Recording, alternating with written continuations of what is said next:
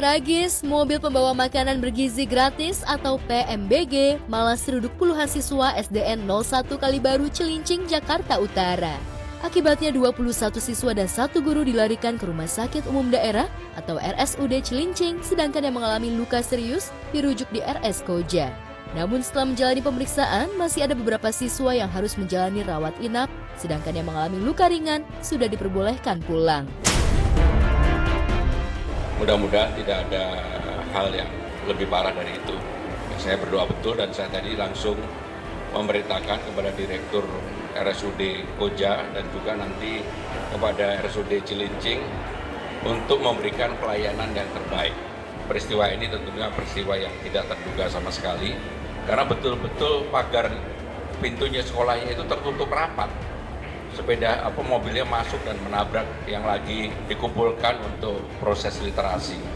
Biaya sepenuhnya ditanggung pemerintah DKI Jakarta. Miris memang, mobil yang seharusnya membuat anak-anak sekolah dasar bergembira dan kesehatan justru membuat seluruh sekolah menderita. Menurut sejumlah pihak, kejadian bermula ketika anak-anak sekolah sedang berkumpul di lapangan. Mendadak mobil PMBG berwarna putih melaju cukup kencang, langsung menabrak pagar sekolah dan langsung menyeruduk kerumunan anak-anak. Walhasil, bocah-bocah imut itu pun bergelimpangan di halaman sekolah dan suasana berubah jadi jerit histeris serta tangisan.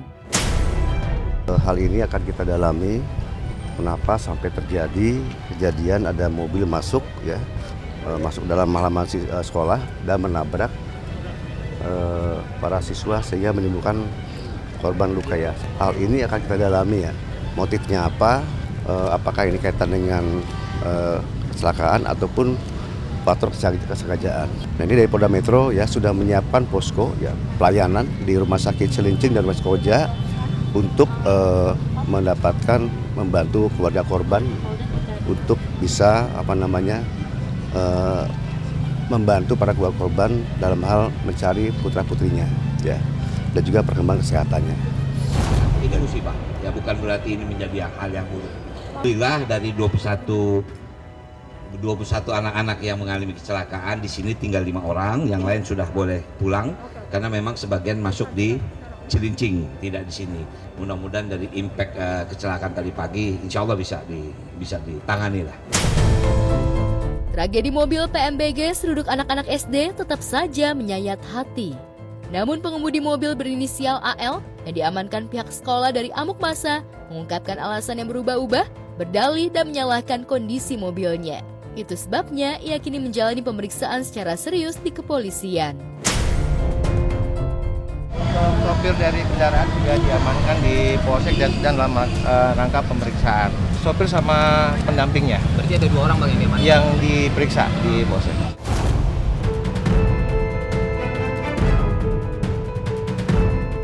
Selain melakukan penyelidikan secara serius, kepolisian mengaku akan menyiapkan tim trauma healing untuk anak-anak SDN 01 Kalibaru Cilincing ini. Kami juga akan membentuk tim trauma healing ya untuk anak sekolah di sini ya. Tadi saya sudah komunikasi dengan Pak Wakil Kepala Sekolah. Kalau hari ini siswa diliburkan, ya dikembalikan ke rumah masing-masing. Mungkin atau besok atau lusa kami menunggu perkembangan dari Pak Sekolah. Kita akan turunkan dari SDM Polda dan juga SDM dari Polres ya untuk memberikan trauma healing pada anak-anak siswa-siswi yang ada di sekolah ini.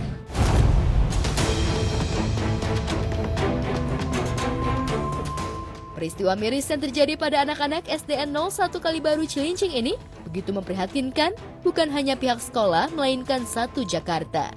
Bagaimana tidak, mobil pembawa makanan sehat bergizi malah membuat jerit dan tangis. Karen Delano yang mengetahui hal itu mengaku sedih atas peristiwa memilukan ini. Itu shock banget ya. Katanya kabarnya remnya mungkin yang blong. Tapi aku sangat prihatin sekali. Doa aku buat semua adik-adik tersayang yang mungkin terdengar sekarang sudah lebih dari 17 orang yang sedang dirawat secara intensif. Semoga semua bisa tertangani dengan baik.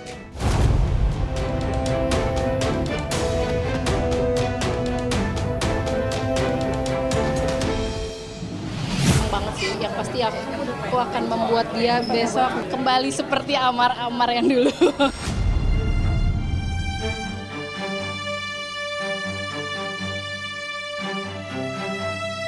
Begitulah kebahagiaan Dr. Gigi Kamelia saat mengetahui kekasih Amar Zoni yang menjadi terdakwa kasus penyalahgunaan narkoba di Rutan Salemba akhirnya bakal dihadirkan secara langsung di Pengadilan Negeri Jakarta Pusat dalam persidangan pekan depan. Akhirnya Bang Amar bisa dihadirkan sidang, ya bersyukur banget lah, mudah-mudahan cepat ketemu titik terang dan akhirnya bisa ketemu lagi sama Bang Amar. Alhamdulillah, seperti saya bilang kan, ya ini kan memang, ini kan menyangkut marwah pengadilan. Dan masalah supremasi hukum juga, walaupun terlambat, tapi kita apresiasi. Itu suatu kebahagiaan ya tadi itu jawaban dari JPU bahwa sudah ada secara tertulis kan dari Dirjen Lapas, dari Kementerian yang merupakan tindak lanjut pada sidang sebelumnya. Kesempatan aku buat banyak banget yang mau dibicarain gitu. Terakhir kemarin komunikasi sama Om John juga, ya Amar tuh pengen banyak bicara sama aku gitu ya. Masuk buat lagu itu? Iya, buat lagu.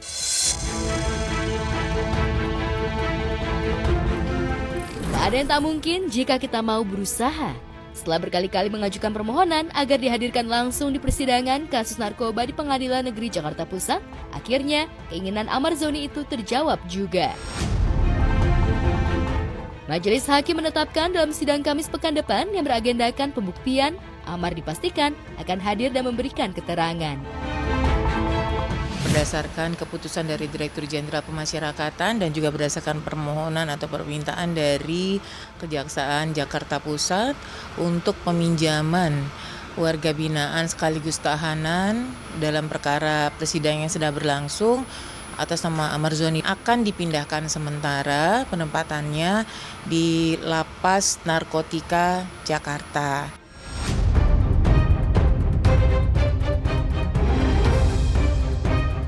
Pemindahan Amar Zoni dari Lapas Super Maximum Security Nusa Kambangan ke Lapas Narkotika Jakarta memang jadi angin segar bagi keluarga. Lantas benarkah pemindahan Amar ada intervensi dari Raffi Ahmad? Secara 5 November 2025, Sultan Andara itu pernah kunjungan ke Lapas Nusa Kambangan bersama Menteri Imigrasi dan Pemasyarakatan. Benarkah setelah bersaksi di Pengadilan Negeri Jakarta Pusat, Amar Zoni akan seterusnya ditempatkan di Lapas Narkotika Jakarta? Setelah pelaksanaan persidangan, maka Amar Zoni dan kawan-kawan dikembalikan ke Lapas Karanganyar Nusa Kambangan. Kalau itu nanti teknisnya seperti apa, kalau itu sidangnya berlanjut, itu mekanisme teknisnya apakah masih dibutuhkan atau tidak. Sepanjang masih dibutuhkan untuk persidangan berikutnya bisa saja ditempatkan dulu sementara. Tetapi kalau sudah menurut penuntut umum dan menurut majelis hakim sudah tidak dibutuhkan lagi keterangannya dan dirasa cukup, jadi kembalikan ke tempat lapas. Sidang kasus narkoba dengan terdakwa Amar Zoni yang bakal digelar Kamis 18 Desember 2025 boleh jadi akan berlangsung panas dan tensi tinggi. Karena Amar yang dihadirkan langsung ke persidangan akan bersaksi untuk membongkar mafia narkoba di lapas. Pak bersiap-siap untuk besok itu pembuktian. Mudah-mudahan Amar ya sesuai dengan janjinya akan membongkar perkara-perkara peredaran narkotika dan birokrasi di lapas. Tujuannya kan baik, supaya ke depannya mungkin lapas ini akan terbebas dari peredaran narkotika.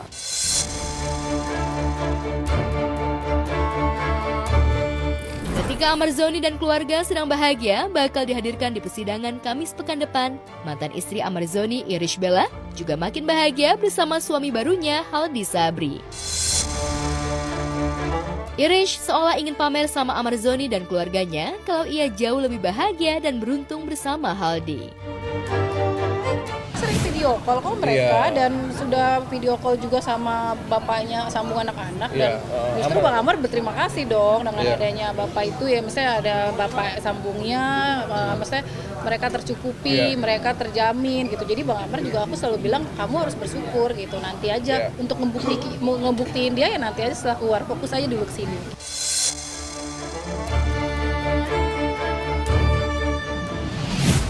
Polemik harta warisan mendiang Empo Alpa kembali mencuat setelah kisruh sang suami Aji Darmaji alias Idung dengan keluarga besar Empo Alpa, kini Sherly, putri pertama almarhumah dari pernikahan yang sebelumnya, mendadak menghilang entah kemana. Sudah 3 hari Sherly tanpa kabar dan menimbulkan berbagai spekulasi di tengah keluarga. Aji selaku ayah sambung pun menduga ada kesalahpahaman yang terjadi pada gadis muda itu.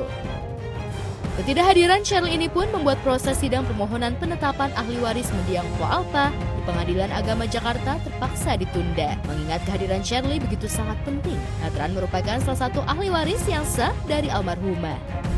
Makanya nggak ada hujan nggak tiba-tiba nyala, nggak ada kabar ya, nggak izin apa-apa. Tiba-tiba ini pergi gitu aja, handphonenya juga mati. Jadi status Sherly dalam persidangan ini adalah sebagai pemohon. Yang tadi kami bilang, kami beritahu, kami ulangi bahwa Sherly ini termasuk golongan ahli waris dari almarhum karena satu darah. Agak susah nih Pak Sherly ini dihubungi. Padahal Pak Haji ini sangat-sangat memperjuangkan Sherly. Takutnya khawatir karena usianya masih muda, labil. Iya, satu dia labil, kedua ada informasi-informasi yang dia sebetulnya nggak paham.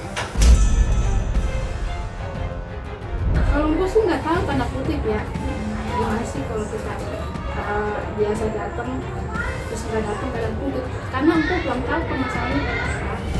Menghilangnya Sherly secara tiba-tiba ini pun membuat Aji khawatir. Aji menduga jika Sherly mendapatkan pengaruh dari pihak luar dan termakan hasutan. Menerima informasi yang tidak utuh atau justru keliru mengenai proses hukum yang tengah dijalankan oleh Aji hingga membuat Sherly enggan hadir. Apalagi melihat usia Sherly masih sangat labil dan telah mengetahui agenda sidang akan digelar kemarin. Saat ini ya dia belum pernah ngelakuin hal kayak gini nih, nggak pulang kayak gitu. Nggak pernah dilakuin, nggak pulang dari satu malam tuh, nggak pernah dilakuin kayak gitu. Makanya saya tiba-tiba saya bingung kayak gitu kan, kenapa kok nggak ada kabar kayak gitu kan, namanya anak perempuan ya kita khawatir juga ya. Karena ini kan hanya sifatnya permohonan, bukan gugatan waris gitu ya. Speaker boleh Pak? Ingin apa kalau berdering nggak berdering? Kasih lihat kamera. Sini. Nyambung kan? Iya betul. Lo pernah berapa jam itu kan apa gimana? Ada WhatsApp nggak, Mabana? Nggak ada, gue belum terakhir WhatsApp apa? Aji mengatakan selama ini hubungan keduanya baik-baik saja, bahkan tidak ada penolakan dari Sherly dan juga tidak ada tanda-tanda pertengkaran. Tapi entah mengapa, Sherly mendadak pergi tanpa izin dan tak dapat dihubungi. Ponselnya juga tidak aktif. Nggak izin apa-apa. Tiba-tiba ini pergi gitu aja, handphonenya juga mati. Belum tahu, karena kan saya belum ketemu nih sama anaknya. Belum tahu kenapa, nanti bakalan saya tanya si kakak Sherly-nya kenapa kita perlu di hari ini, dianya nggak ada kayak gitu kan. Nggak enak nih sama bapak-bapak ini kan, sibuk nih. Lantas mengapa Aji tidak melaporkan hilangnya Sherly ini ke pihak berwajib mengingat sudah 3 hari menghilang tanpa kabar? Benarkah menghilangnya Sherly ini ialah bentuk penolakannya? Nanti kalau udah 7 hari aja gitu. Kalau udah 7 hari baru ini kita ini ya berusaha untuk tetap nyari kayak gitu kan, namanya anak kita cari ya, mudah-mudahan kembali secepatnya gitu. Nanti kan kita tanyain tuh kenapa tiba-tiba tuh ngilang selama 3 hari atau gimana kayak gitu kan.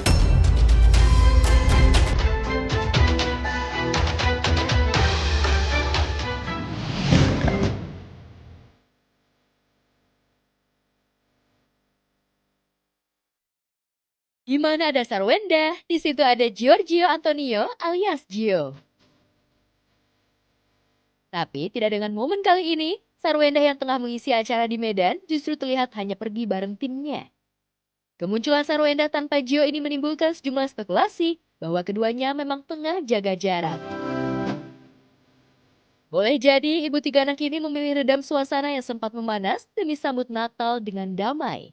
Tapi apakah Natal tahun ini Wenda akan merayakan bareng Gio? Kalau Natal ya paling makan-makan sama anak-anak, kumpul keluarga. Kalau bulan Natal seperti apa sih? Suka tukar kado kan, jadi kita adain tukar kado di rumah. Jadi ya kayak cuman sama family, sama orang-orang terdekat aja gitu. Sama tim kita mau tukar-tukaran kado, makan-makan gitu aja sih. Tak Sarwenda mulai sibuk siapkan Natal, lain cerita dengan Ruben Onsu yang sudah memutuskan jadi mualaf. Ruben santai bahkan kembali terlihat luangkan waktu bareng si sulung Bertrand Peto alias Onyo. Sejak pisah dengan Sarwenda, Onyo seperti jadi tempat curhat Bensu. Mungkin saja karena Bensu melihat Onyo sudah beranjak dewasa dan bisa jadi teman sharing.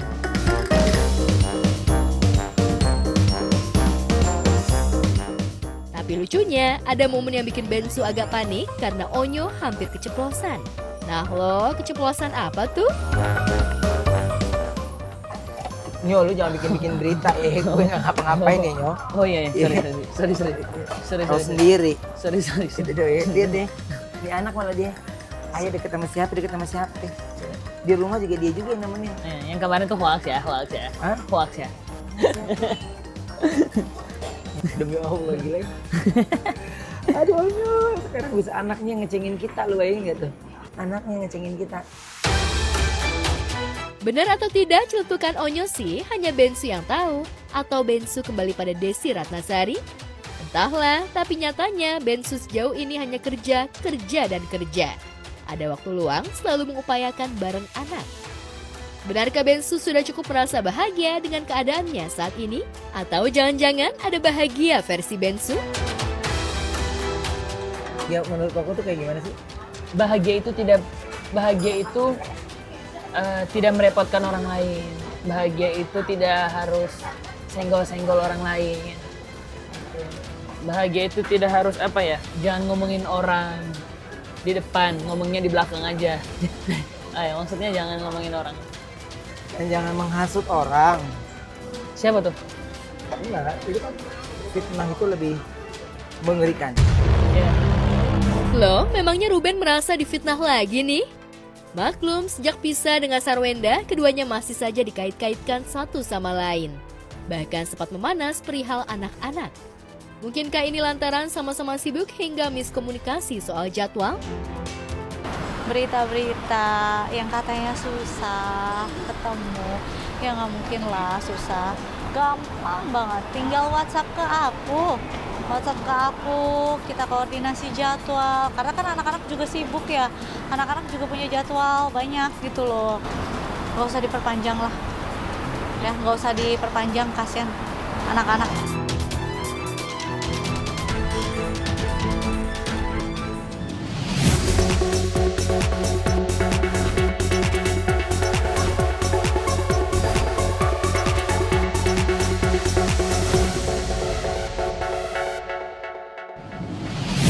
Waduh kok Ruben, besok-besok hati-hati curhat sama Onyo, ya kan? Ntar doi keceplosan mulu lagi. Maklum, Onyo kan udah tahu banget nih soal cewek cantik.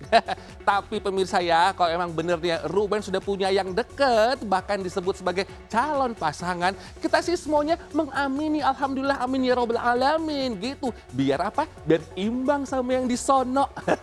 Soalnya kan Mami Wenda itu udah gas terus pemirsa, lengket banget kayak Franco sama Gio gitu. Makanya nih pemirsa ya, pas kemarin Wenda tiba-tiba kelihatan kayak sendirian banget gitu di Medan. Aku sih curigation. Ini tuh cuman buat meredam suasana dan situasi aja ya kan ya. Soalnya kan sudah mau deket Christmas gitu. Nggak enak kalau misalkan sanap mulu alias panas. Nah sementara pemirsa, suami mendiang almarhum Po Alpa, Mas Aji Djarmaji justru lagi dicekam dengan kecemasan. Soalnya putri pertamanya Po Alpa yakni Shirley tiba-tiba menghilang pemirsa. Waduh kemana kira-kira ya? Padahal kan harusnya kemarin ya Shirley itu datang ke Pengadilan Agama Jakarta Selatan buat sidang penetapan ahli waris dari almarhumah Po Alpa. Dan bahkan pemirsa tahu nggak? Udah 3 hari loh, 3 hari nggak bisa dihubungi.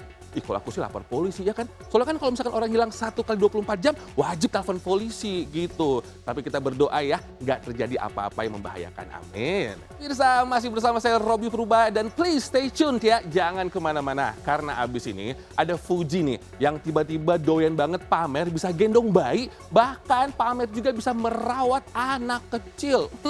Apakah ini kode-kode gitu atau mungkin mencoba untuk ngasih bukti?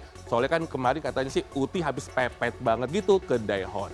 Beneran gak sih? Yaudah kita cari tahu setelah yang satu ini ya. Jangan kemana-mana.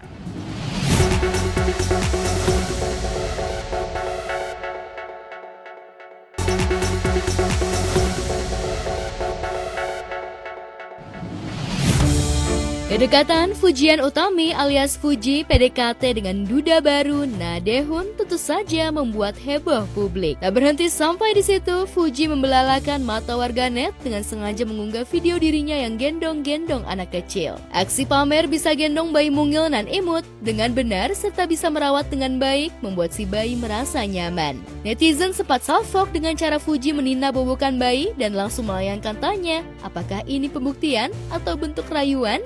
Maklumlah, Dae-hoon kan punya 3 anak yang masih balita, 1 anak bahkan masih sangat kecil, butuh selalu digendong, dibelai, dan tentu saja dibanjiri kasih sayang. Sama ininya aja bilang. Yang penting leher. Iya, leher sama kepala. Leher sama pinggul. Ini. Jangan bangun, tidur aja tidur. Bener. Ini bener. Iya bener lah. Harus ada segak palanya. Kalau tidur kayak gitu nggak apa. Ini datang jam segini, datang jam 3 pagi. Kalau jam 3 pagi nanti datangnya rutin jagain. Bulu matanya lentik banget ya. Udah pagi, ayo jualan rendang. Bangun. Udah buat bajunya? Dibeliin baju sama Onti. Udah buat bajunya. Kembaran. Wish. Bilang makasih Onti, bajunya lucu sekali. Tanya diapain lagi sih nih mamiku. Kemarin montir, sekarang kelinci. Kelinci ya. Beberapa hari lalu, netizen dibikin heboh ketika tiba-tiba Na Dae-hoon digandeng Fuji. Diajak podcast, buat konten bareng, dan sebagainya. Pokoknya, full Dae-hoon dibajak oleh Fuji. Bahkan, Fuji sengaja sering-sering bertanya gombal yang bikin duda keren ini salting. Waalaikumsalam, Opa. Lagi ada apa kesini? Nah, mau nego harga. Ke rumah ini Bapak? Iya. Mau nego harga apa nego aku? Nego harga. Oh ya udah, oke, silakan masuk. Ke Korea makan bulgogi. Cakep. Deket Opa aku jadi grogi. Senin itu Monday, Minggu itu Sunday. Kalau kamu handsome everyday. Burung Garuda kesambar petir. Cakep. Walaupun kamu duda, yang penting aku yang paling kahir. Kita nggak ada waktu, soalnya kita. Aku punya banyak waktu sih kalau sama kamu. Aku gombal nggak belajar sih, aku emang dari hati aja. Yang belanja aja kalian udah Fuji dan Dae-hoon sebenarnya sudah lumayan lama saling kenal. Namun keduanya kembali dekat setelah dipertemukan ketika sama-sama jadi brand ambasador sebuah produk. Kisah Fuji goda-goda Dae-hoon pun sempat riuh banget di medsos. Banyak yang dukung, tapi tak sedikit yang menentang dan menyerang serta mencibir Fuji. 그대도 내 맘 알아요. 매일 그대만 그려왔던 나를 오늘도 내 맘에 스며들죠. Terima kasih Fuji. Mohon maaf ya, aku lapar. Nah, ini aku udah mau habisin 20 tusuk sate. Mulai kenyang sih, mulai kenyang.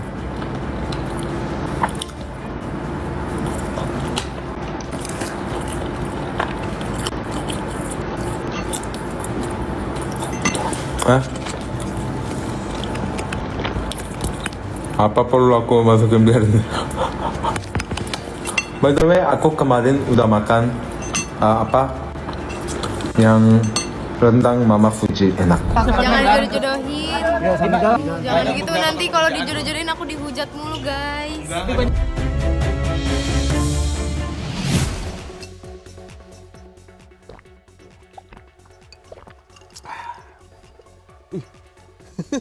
Kak, udah on cam tuh.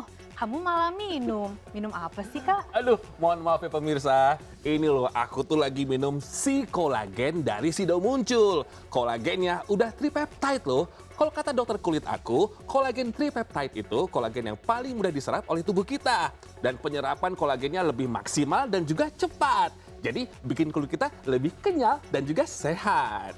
Ih, aku juga minum kolagen loh. Tapi kayak nggak ada efek apa-apa deh. Kulit aku masih kusam nih. Iya juga sih ya. Kayak kamu salah merek deh. Makanya minumnya si kolagen dari Sido muncul. Ada vitamin C 1000 mg dan gabungan kolagen plus vitamin C yang terbaik cuma ada di si kolagen dari Sido muncul. Kolagen yang paling tepat, terbaik, pasti terserap. Lihat aja nih kulit muka aku, glowing banget kan? Wah, iya Kak. Aku mau cobain dong, Kak. Boleh aku bikinin ya.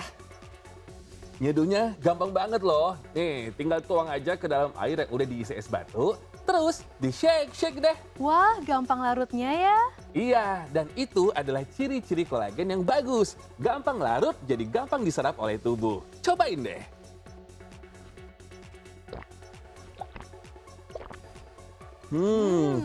Rasanya enak banget ya, Kak. Seger, kayak minum jus strawberry lemonade. Dan sugar free lagi. Pemirsa obrolan seputar selebriti, cobain deh rutin minum si kolagen setiap hari 2 kali biar kulit kamu kenyal, segar, dan juga glowing. Ini bisa beli di mana, Kak? Kita bisa beli di apotik, toko obat terdekat, atau official store Sido muncul di marketplace. Oke, aku mau stok yang banyak ah. Harus dong. Yang pasti minum si kolagen dari Sido muncul, kolagennya terserap maksimal. Bikin kulit kenyal.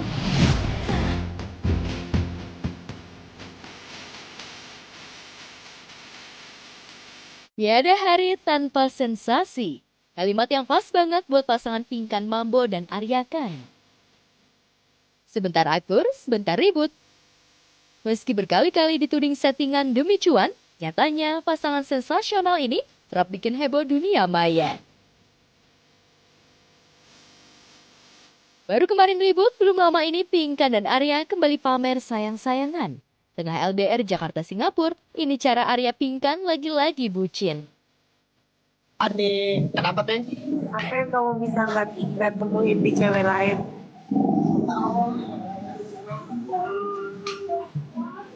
Apa ya?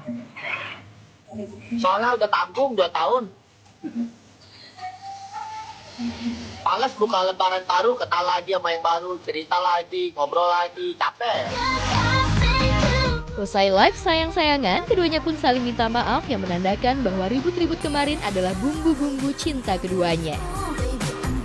Saling memaafkan, kalau aku ada salah, maafin aku sama ini, dan kita hanya miskomunikasi ya. Dan semua salah kamu aku juga maafin. Bahwa nggak ada yang jahat. Iya, semua salah aku tolong dimaafin, semua salah kamu aku maafin. Salah, bahasanya salah. Kita semua salah berdua. Nah itu benar. Serius saling memaafkan, Arya siap susul Pinkan ke Singapura lagi. Tapi apa kata Arya yang dengan gaya rumah tangganya dengan Pinkan yang kerap up and down moodnya sampai bikin viral? Awalnya kan aku ke sana 2 hari.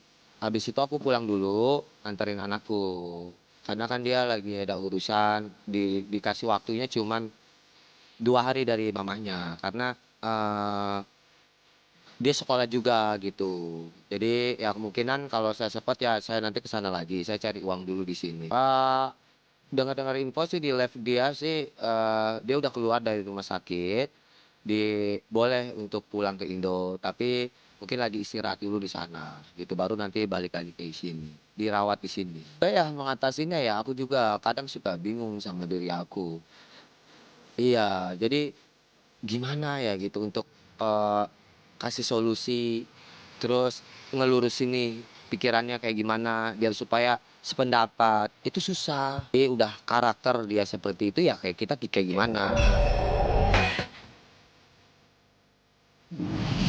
Pemirsa, sumpah deh, kalau ngomongin soal pasangan yang satu ini, aku tuh udah nggak bisa berword alias nggak bisa berkata-kata ya. Pinkan Mambo dan Arya. Sebenarnya sih mereka tuh favorit aku loh. Tapi dramanya terus-terusan di sosial media. Ada capeknya juga sih ya. Tapi mungkin nih misi mereka berdua tuh memang menyaingi sinetron yang stripping. Yang pasti kalau rabe hujatan dan nyinyiran mereka sih nggak peduliin. Yang penting banjir cuan. Nah pemirsa, tetap ya di obrolan seputar selebriti. Setelah yang satu ini katanya ada yang kena mental. Ya siapa lagi kalau bukan Inara Rusli. Tapi sabar, tahan dulu. Jangan kemana-mana.